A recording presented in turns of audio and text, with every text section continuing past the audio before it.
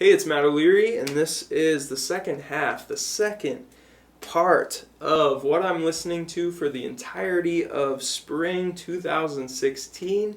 These are videos where I share some of my favorite songs from some of my favorite albums of usually a month, but this time I'm doing the entire season. I just did part one of this about a week ago, and that was more of the generally up-tempo and upbeat sounds.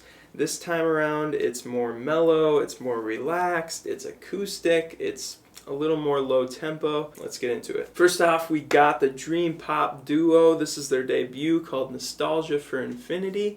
The song Bryn Marina by Sound of Ceres. That's not S-Series, that's C-E-R-E-S.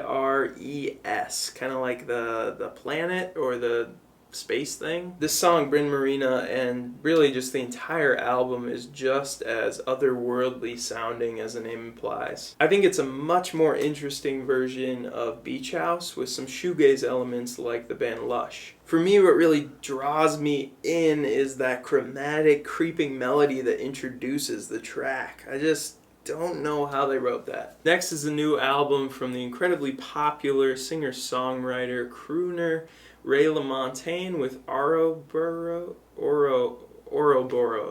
I'm really not too into Lamontagne, but I thought the song, in my own words, had this really sweet Pink Floyd vibe.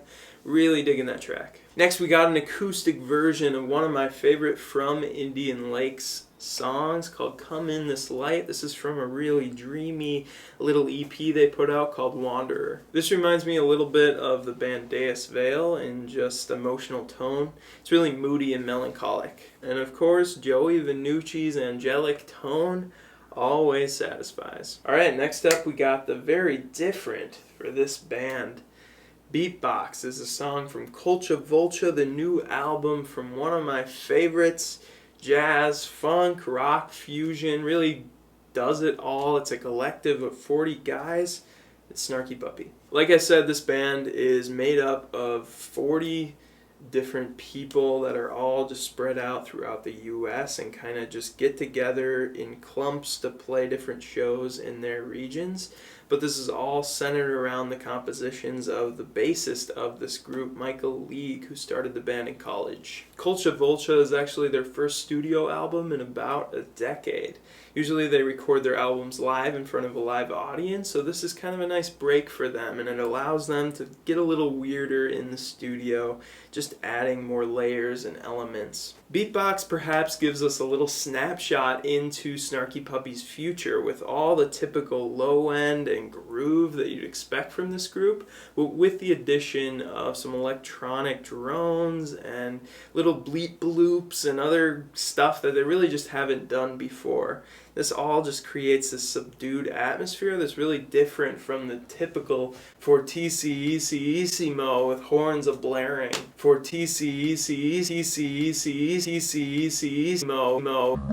I really love this sound, and I want to hear it developed even more on future Snarky Puppy projects. Next we got the song Pra Ver o Tempo from the Brazilian group Bilhao. This is another debut album. It's a self-titled album.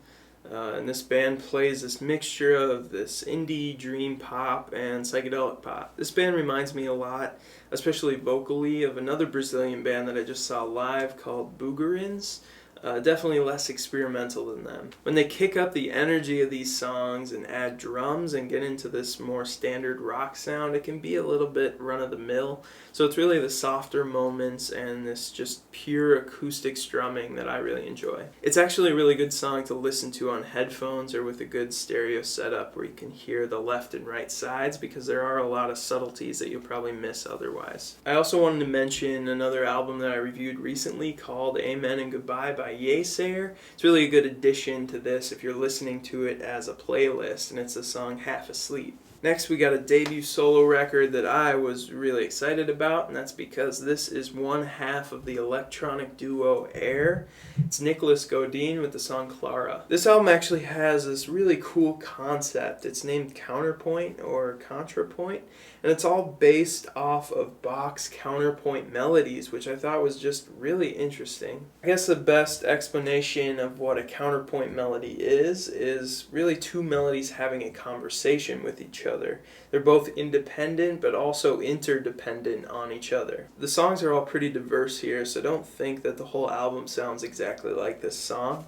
But I really go for this playful and elegant love song. At least I think it's a love song, but it's all in French, so I really don't know what he's saying, but it's got this real French romanticism about it, and just based on the name Clara, I mean, the whole thing's just got fantastically varied acoustic and electronic instrumentation. There's even this really eerie piano interlude in the midst of the sweetness of this track that somehow pulls out even more emotional depth. Alright, we got a few more songs here. Next up is another solo album coming out of the band Animal Collective.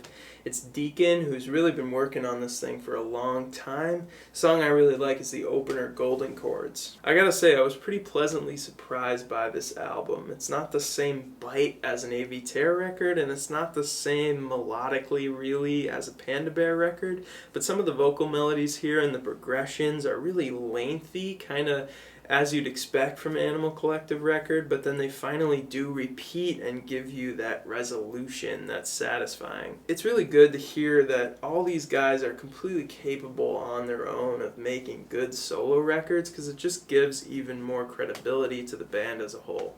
And for another song that sounds a lot like Panda Bear vocally, this is Give It Your Choir by Mark Pritchard, the Australian producer. This one's got a guest appearance on the vocals from Bibio, whose music on his own I really like a lot.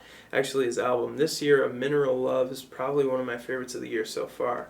And it's really just these saccharine harmonies cascading in layers over each other makes this song super beautiful. I think a huge compliment to Mark Pritchard on this entire album. He's got these guest appearances on the vocals here and there on different tracks, like Tom York on one track, and none of his productions are overshadowed by any of these performances. They're all just as good. All the sounds, all the instrumental tracks really live up to those other vocal songs. As far as the lyrics on these guest vocal songs, it's pretty abstract, it's pretty all over the place. It's hard to know if there's a coherent theme running throughout these songs, but what I get is sort of just snapshots of different memories, maybe, of his.